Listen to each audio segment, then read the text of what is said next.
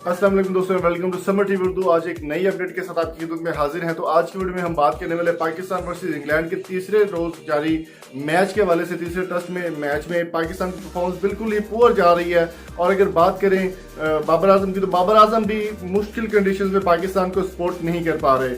बाबर आजम के फैन मुझे comment box में गाली जरूर देंगे, लेकिन जो बात हकीकत है उसको हम सबको तस्लीम करना चाहिए कि बाबर आजम मैच विनिंग के प्लेयर हैं T20 के।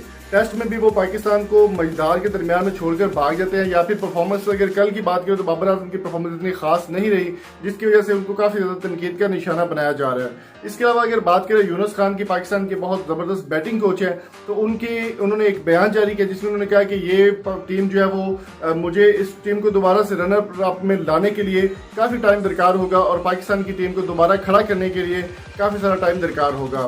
बात करें अगर मिसबाह की, तो मिसबाह की जो हेड कोचिंग है या मिसबाह की जो सिलेक्शन है वो बिल्कुल नाकारा तरीन है। मैं ये बात रियली कह रहा हूँ आपसे कि वो नाकारा तरीन सिलेक्टर है और नाकारा तरीन जो है वो हेड कोच भी हैं। अगर बात करें बैटिंग कोच की, तो बैटिंग कोच काफ़ी अच्छे हैं यूनुस खान, लेकिन वो इनके फेवरेट नहीं है।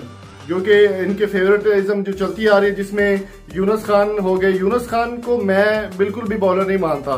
वसीम अकरम को ये हायर क्यों नहीं कर सकते? वसीम अकरम को अगर हायर करते हैं तो वो एक अच्छे परफॉर्मर है।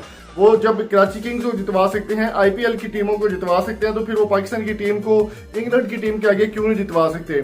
अजहर अली एक बहुत शानदार प्लेयर है, बहुत अच्छा खेलते हैं वो, और उनकी परफॉर्मेंस किसी से ढकी छुपी नहीं है। उनके हालात थोड़े से खराब चल रहे हैं, जिनकी वजह से वो काफ़ी ज़्यादा प्रेशर में है और अच्छी कैप्टनसी भी नहीं कर पा रहे। बात करें अगर PCB की, तो PCB इस वक्त बिल्कुल खामोश तमाशाई बनी हुई है। मिसबाह उल हक को 32 लाख रुपए तनख्वाह दे रही है घर बैठे, और फ्री में वो खा रहे हैं, पी रहे हैं, कोई टेंशन नहीं जी।